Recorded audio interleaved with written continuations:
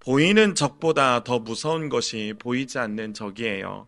눈에 보이는 것은 사실 피할 수 있거든요. 아니면 또 치우거나 도망갈 수 있습니다. 그러나 보이지 않는 것은 언제, 어디서, 어떻게 우리에게 다가올지를 모르기에 우리는 항상 더 큰 두려움을 가지게 되는 것이죠. 예측하기 어렵고 준비할 틈을 주지 않기 때문이죠. 저는 초등학교 때 방과 후에 집에 가려면 무서운 강아지가 있는 집 앞을 지나가야만 했습니다. 얼마나 이 강아지가 무서운지 그 크기도 컸지만 사람을 보면요, 날카로운 송곳니를 드러내고 침을 흘려가면서 그 사람의 발자국 소리가 들리지 않을 때까지 까랑까랑하게 지저대었어요. 그래서 항상 그 집 앞을 지나가려면 살금살금 걸어서 그 집 앞에 문이 열려 있는지 아니면 잠겨 있는지를 항상 확인해야 했습니다. 그나마 다행인 것은 사실 이 강아지가 짖을 때는 문이 닫혀 있기 때문입니다. 나오지 못하니 더 날카롭게 짖는 거죠. 그날도 어느 날과 똑같은 하루였어요. 방과 후에 버스에서 내려서 집으로 가고 있었는데 그날은 유독 강아지가 조용한 거예요. 사실 발자국 소리를 들으면 짖어야 하거든요. 근데 이 강아지가 짖지를 않는 거예요. 그래서 평소보다 더 살금살금 그 집 앞을 지나갔습니다. 그래서 문을 봤더니요, 마음이 철렁하고 내려앉았어요. 문이 열려 있는 거예요. 그 문제의 강아지가 사라진 거죠. 지금 동네 어딘가에 그 강아지가 있는 것입니다. 그때부터 제 몸의 모든 감각기관과 모든 것들은 초긴장 상태가 되었어요.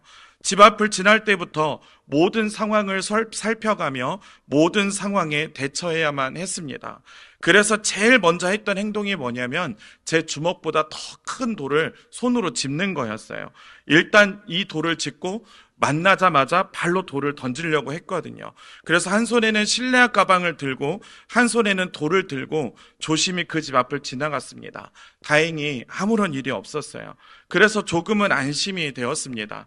그렇게 집을 통과해서 슈퍼마켓 앞을 지나가는데 갑자기 옆에서 동네 친구가 뛰어오면서 저를 향해서 이렇게 말하는 거예요. 왕규야, 뛰어! 저는 그 말의 의미를 알았습니다. 그 개가 나타난 거예요. 그때부터 저는 순간 제 몸에 거추장스러운 모든 것은 다 벗어버리고 그 친구와 함께 뛰기 시작했어요. 그렇게 강아지를 피해 열심히 뛰어서 집에 도착해서 현관문을 걸어 잠글 때 그때서야 마음이 평안해졌습니다. 만약 그날 그 강아지에 잡혔다면 정말 상상하고 싶지도 않습니다. 그날의 경험은 제게 정말 큰 교훈을 남겼어요. 눈에 보이는 강아지는 무섭기는 하지만 그래도 최소한 그 위치는 알 수 있고 대비할 수는 있었어요. 그런데 보이지 않는 강아지는 대비할 수가 없어서 더 무서웠던 거죠. 어디서 튀어나올지 모르니까 더 긴장이 되었던 거죠. 위치를 알 수 없는 위협이 우리에게 끝없는 불안과 공포를 안겨준 것입니다. 우리의 신앙생활도 이와 같아요. 이처럼 보이지 않는 위협은 우리의 몸과 마음을 지치게 할 뿐 아니라 또한 영적인 영역에서도 치명적인 영향을 가져오게 된다는 것이죠. 신앙의 여정을 걸어가는 우리에게 있어서 보이지 않는 적이 있습니다. 성경은 이러한 적을 향해 영적 어둠의 세력이라고 묘사하죠. 사도 바울은 에베소서 6장 12절과 13절에서 이렇게 말합니다. 우리의 씨름은 혈과 육을 상대하는 것이 아니요 통치자들과 권세들과 이 어둠의 세상 주관자들과 하늘에 있는 악의 영들을 상대함이라. 그러므로 하나님의 전신갑주를 취하라. 이는 악한 날에 너희가 능히 대적하고 모든 일을 행한 후에 서기 위함이라. 우리는 여기에서 바울이 세상을 보는 관점을 볼 수 있어야 합니다.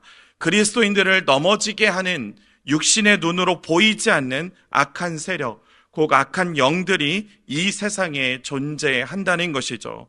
따라서 이 땅에서의 삶은 보이지 않는 영적 전쟁이 우리의 삶에 존재하고 있다는 것입니다. 그러므로 그리스도인들은 눈에 보이는 것만을 따라가는 사람들이 아니라 눈에 보이지 않는 이면에 존재하는 영적 세계를 대비하고 우리는 그 영적 세계가 실제로 존재하고 있음을 믿는 사람들이라는 것이죠. 예수님께서 이 땅에 태어나실 때도 사실은 큰 영적 싸움이 존재했었어요. 마태복음 2장에 보면 헤롯 왕을 동방박사들이 찾아오죠. 그리고 그 동방박사들의 말을 듣고 헤롯 왕에게는 그 마음에 심각한 거리낌이 일어납니다. 자신이 아니라 또 다른 왕이 태어났다는 사실에 자신에게 큰 위협으로 다가오게 되죠. 그래서 동방박사가 자신에게 돌아오지 않자 헤롯은 그 베들레헴과 그 주변에 사는 모든 지역의 2살 이하의 모든 사내 아이들을 다 죽여버립니다. 헤롯 왕의 권력욕과 질투심을 이용해 자신의 뜻을 이루려는 사탄의 악한 계획이 그 안에 숨겨져 있었던 것이죠. 예수님을 이 땅에 보내시려는 하나님의 계획과 또한 그것을 막으려는 악한 사단의 계획이 지금 격돌하고 충돌하고 있는 장면이 마태복음 2장에서부터 나타나고 있다는 것이죠. 예수님의 탄생에서도 영적 전쟁의 현장이 출현하고 있다는 것입니다. 오늘 본문은 어떤가요? 오늘 본문도 마치 모세라는 한 사람과 바로라는 한 사람이 서로가 격돌하는 것처럼 보여지지만 그 이면에는 영적 전쟁이 보여지고 있는 현장이라는 것이죠. 특별히 오늘 본문은 우리 그리스도인들이 우리의 삶 가운데서 치르는 영적 전쟁이 무엇인지를 그 큰 줄기에서 우리에게 설명해 주고 있습니다. 자, 그렇다면 오늘 말씀을 통해서 이 땅에서 그리스도인들이 치르는 영적 전쟁의 가장 큰 줄기가 무엇일까요? 오늘 2가지로 함께 말씀을 정리하겠습니다. 먼저 첫 번째는 예배 전쟁입니다. 예배 전쟁. 먼저 출애굽기 5장 1절과 3절 말씀에 보면 이렇게 기록하고 있어요. 그 후에 모세와 아론이 바로에게 가서 이르되 이스라엘의 하나님 여호와께서 이렇게 말씀하시기를 내 백성을 보내라. 그러면 그들이 광야에서 내 앞에 절기를 지킬 것이니라 하셨나이다. 이스라엘 백성들이 하나님 앞에서 절기를 지키는 것이 하나님의 뜻이었습니다. 이 말씀을 또 3절에 보면 이렇게 되어 있어요. 그들이 이르되 히브리인의 하나님이 우리에게 나타나셨은즉 우리가 광야로 사흘기쯤 가서 우리 하나님 여호와께 뭘 드리려 하냐고요?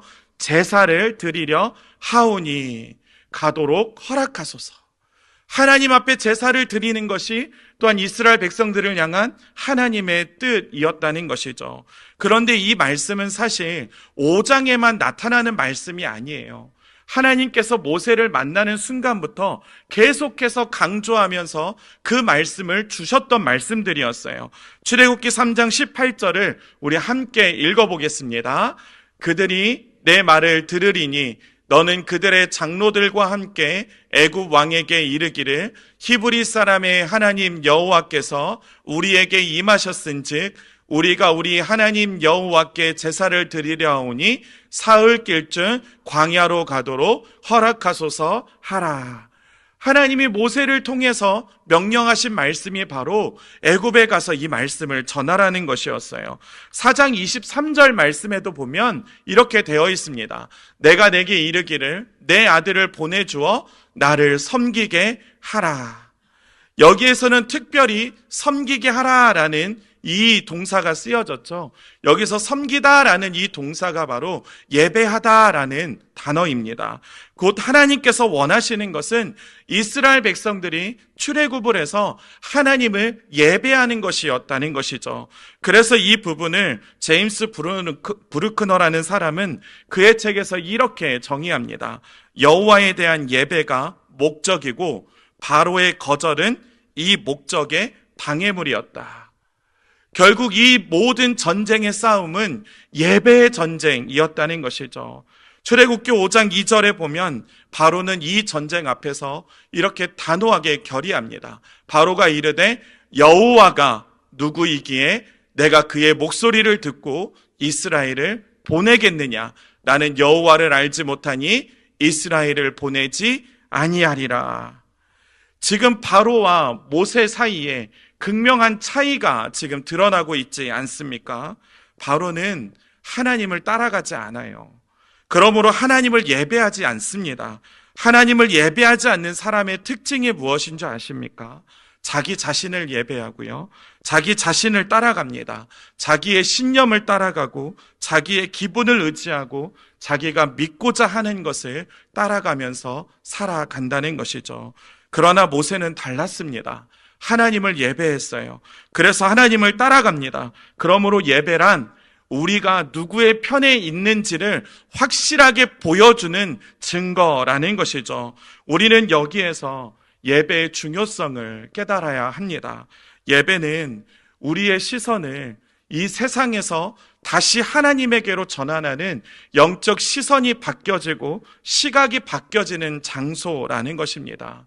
배의 키와 같이요, 예배는 우리의 삶의 키를 잡아주는 곳이에요. 배의 키가 없으면 그 배는 목적지까지 바르게 갈 수가 없어요. 방향을 잡지만 그 방향을 똑바로 갈 수가 없는 것이죠. 그와 같이 예배가 그렇습니다. 우리가 하나님을 바르게 따라가도록 하나님께 우리의 시선을 고정시켜주고 다시 잡아주는 장소가 어디냐? 바로 이 예배의 자리라는 것이죠. 우리의 삶은 매 순간 예배의 전쟁의 현장인 것을 믿을 수 있기를 주님의 이름으로 축복합니다. 더 정확히 말하면 우리의 예배 생활은 우리가 하나님 편에 있음을 보여주는 척도라는 것이죠. 저는 말씀을 준비하면서 이스라엘 백성들을 향하여서 외쳤던 한 사람의 말씀이 생각났어요. 여호수아 24장 15절의 말씀에서 여호수아는 이스라엘 백성들에게 이렇게 선포합니다. 너희가 섬길 자를 오늘 택하라. 그러면서 자신은 이 뒤에 이렇게 선언합니다. 오직 나와 내 집은 여호와를 섬기겠노라. 이 여호수아의 외침이 저와 성도님들의 외침이 될 수 있기를 주님의 이름으로 축복합니다. 사랑하는 성도 여러분, 지금 무엇을 쫓으며 살아가고 계십니까? 무엇을 따라가고 계십니까? 우리가 쫓아가야 할 분은 오직 살아계신 하나님밖에 없습니다. 그 하나님이 우리의 삶의 중심이 되는 자리가 바로 오늘 이 예배의 자리인 줄 믿습니다. 이 예배를 통해서 날마다 우리의 삶의 주인이 하나님이심을 드러내고 나타내는 우리 모두가 될 수 있기를 주님의 이름으로 축복합니다. 그리스도인들의 영적 전쟁의 큰 줄기 두 번째는 무엇입니까? 두 번째는 진리 전쟁이에요. 우리는 단순히 그냥 싸우는 사람들이 아닙니다. 그냥 말싸움하는 사람들이 아니고요. 힘을 가지고 싸우는 사람들이 아닙니다. 우리의 싸움과 우리의 씨름은 무엇이냐면 진리의 전쟁이라는 것이죠. 본문 5절에서 바로는 이렇게 명령합니다. 우리 이 명령을 같이 함께 본문 9절을 읽어보겠습니다. 바로가 또 그 사람들의 노동을 무겁게 함으로 수고롭게 하여 그들로 거짓말을 듣지 않게 하라. 여기에서 이 그 사람들은 지금 애굽에서 노예 생활을 하고 있는 이스라엘 백성들을 말하는 거예요. 바로는 지금 모세와 아론을 통해 전해지는 하나님의 뜻에 순종하지 않고 도리어 이스라엘 백성들에게 어떻게 하고 있냐면 더 큰 고역을 주어서 더 아픔 가운데, 더 큰 고난 가운데 그 자리 가운데로 가게 합니다. 그러면서 모세와 아론을 향해 뭐라고 말하냐면 거짓말을 하는 자라고 모함하며 그들을 몰아세우고 있죠.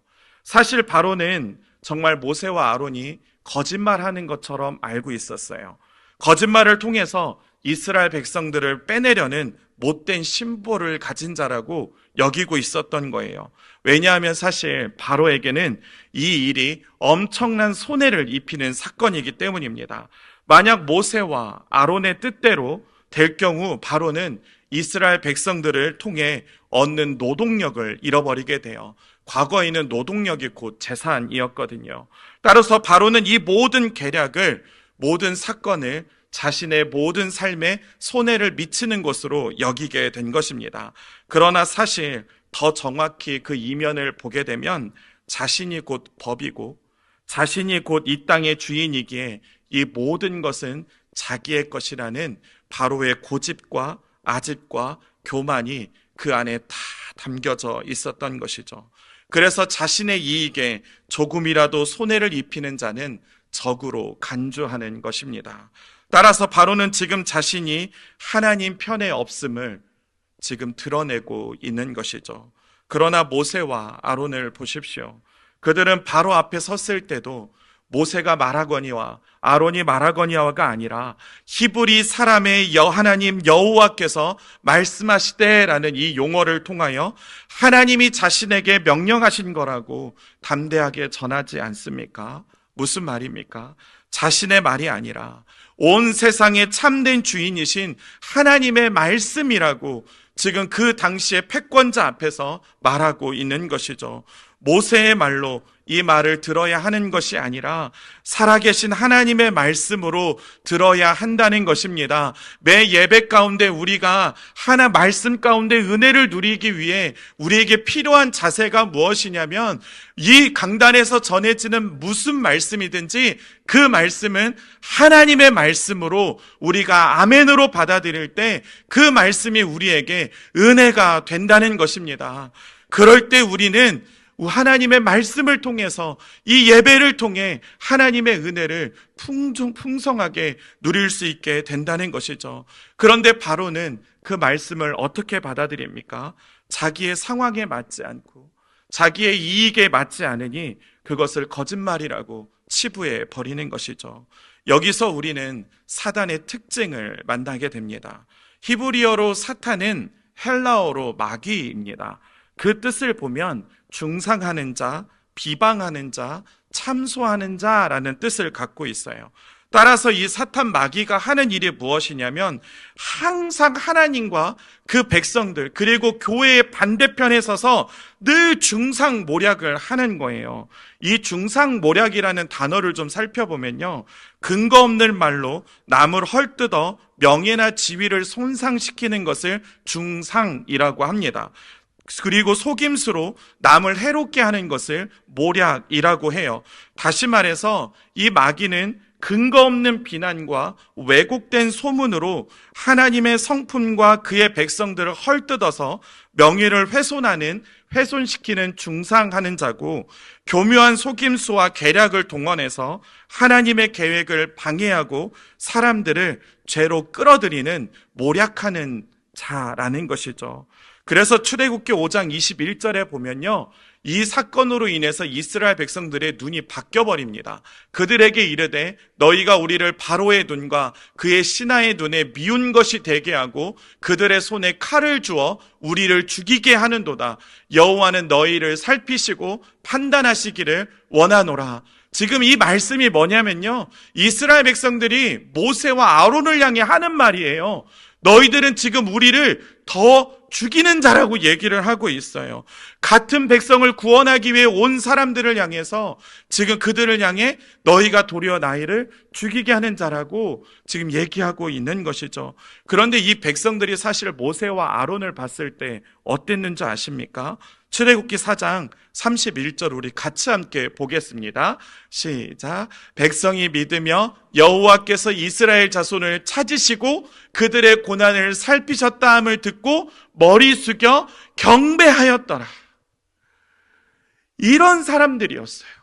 모세와 아론이 하나님께서 지금 이스라엘 백성들을 살피셨다라는 그 말씀을 듣고 이스라엘 백성들은 그 앞에서 하나님을 향해서 경배했던 사람들이었어요. 그런데 딱 4장에서 5장으로 넘어가는 그 찰나의 순간에 이스라엘 백성들의 눈이 바뀌어버린 것이죠. 바뀌어버린 거예요. 분명히 이때까지만 해도 백성들은 모세와 아론의 편이었어요. 그들 속에는 기쁨이 있었고요, 감격이 있었어요. 하나님을 찬양하고 있었고요, 하나님을 예배하고 있었습니다. 그런데 5장 21절을 보십시오. 이제는 도리어 모세와 아론을 향해 비난 섞인 어조로 원망하고 불평하고 있지 않습니까? 여기서 우리는 마귀 사탄의 역사를 우리는 보게 됩니다. 왜곡된 시선을 가지도록 하는 것이 바로 사탄의 바로 능력이라는 것입니다. 우리는 교회 안에서 우리가 가져야 할 시선은 왜곡된 시선이 아닙니다. 좌우를 보십시오. 앞뒤를 보십시오. 얼마나 귀한 성도님들이 계십니까? 할렐루야. 우리 교회는 행복한 교회입니다. 아멘. 네, 한번 서로를 보실까요? 네, 너무나 좋으시지 않습니까? 네. 이런 곳에서 어떻게 왜곡된 시선이 있을 수 있을까요? 우리는 그리스도의 시선으로 서로를 바라볼 때 우리 안에 왜곡된 시선은 사라집니다. 그런데 그것을 자꾸 바꾸려는 시선은 바로 사단이 주는 시선인 거예요. 사랑하는 성도 여러분, 마귀 사탄은 끊임없이 진리를 왜곡시켜요. 그리고 하나님의 뜻을 왜곡시킵니다. 그래서 하나님의 백성들로 하여금 분열이 오도록 역사해요. 그래서 우리는 왜곡된 시선이 항상 경계해야 할 대상임을 우리는 오늘 말씀을 통해서 깨달아야 합니다. 사탄은 왜곡시키는 장인이에요. 그 장인의 손앞에 우리가 왜 놀아나야 합니까? 우리는 여기서 우리가 진리 전쟁의 현장에 있음을 명심해야 한다는 것이죠. 요한복음 8장 44절 말씀에서도 예수님은 이렇게 강조하셨어요. 너희는 너희 아비 마귀에서 났으니 너희 아비의 욕심대로 너희도 행하고자 하느니라. 그는 처음부터 살인한 자요 진리가 그 속에 없으므로 진리에 서지 못하고 거짓을 말할 때마다 제 것으로 말하나니 이는 그가 거짓말쟁이요 거짓의 아비가 되었음이라. 마귀는 늘 우는 사자와 같이 교회 안에 또한 우리 성도들의 삶 가운데 거짓이 지배하도록 늘 깨어서 역사합니다. 그래서 베드로전서 5장 8절 말씀에 보면 근신하라 깨어라 너희 대적 마귀가 우는 사자같이 두루 다니며 삼킬 자를 찾고 있다라고 베드로 사도가 우리에게 깨어 있을 것을 말씀하고 있지 않습니까? 여기서 우는 사자라는 것은 이 사자가 더 먹을 것이 없어서 지금 배가 너무나 고픈 상태를 얘기해요. 저는 절대 그렇지 않습니다. 너무 고픈 상태에서 있는 상태니 얼마나 사냥을 하고 싶겠어요. 얼마나 그 사람을 보면서 지금 그 사람을 향해 얼마나 먹고 싶겠습니까? 우는 사자와 같이 사탄은 지금 그러고 있다는 것이죠. 이와 같이 마귀 또한 우리가 매일 하나님의 말씀 앞에서 우리 자신을 점검하지 않고 영적으로 잠이 들 때를 기다리고 있다는 것입니다. 그러므로 우리는 어떻게 해야 합니까? 베드로 사도의 권면을 우리는 기억해야 해요. 근신하여 깨어 있으라. 이것은 육체적인 잠을 이해하는 것이 아닙니다. 영적인 잠을 자지 말라는 것이죠. 말씀 앞에서 깨어 있어야 한다는 것입니다. 기도로 깨어 있어야 한다는 거예요. 예배의 자리에서 깨어 있어야 한다는 것이죠. 전쟁은 다른 것이 아닙니다. 우리가 있어야 할 자리를 이탈하는 것이 바로 영적 전쟁이에요. 우리가 있어야 할 자리는 말씀의 자리인 줄 믿습니다. 기도의 자리인 줄 믿습니다. 예배의 자리인 줄 믿습니다. 그 자리를 우리가 끝까지 지켜갈 수 있기를 주님의 이름으로 축복합니다. 말씀을 맺겠습니다. 투명 항아리에요. 돌이 들었고 모래가 들었고 물이 이렇게 세 가지가 있는데 이 세 가지 돌과 모래와 물을 이 투명 항아리에 넣어야 돼요.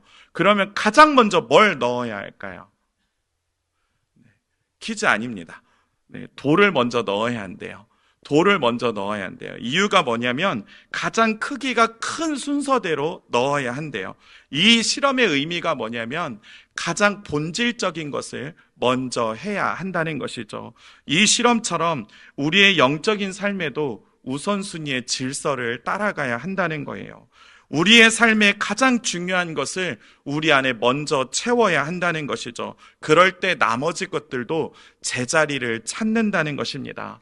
자, 그렇다면 우리의 삶에 가장 중요한 게 무엇입니까?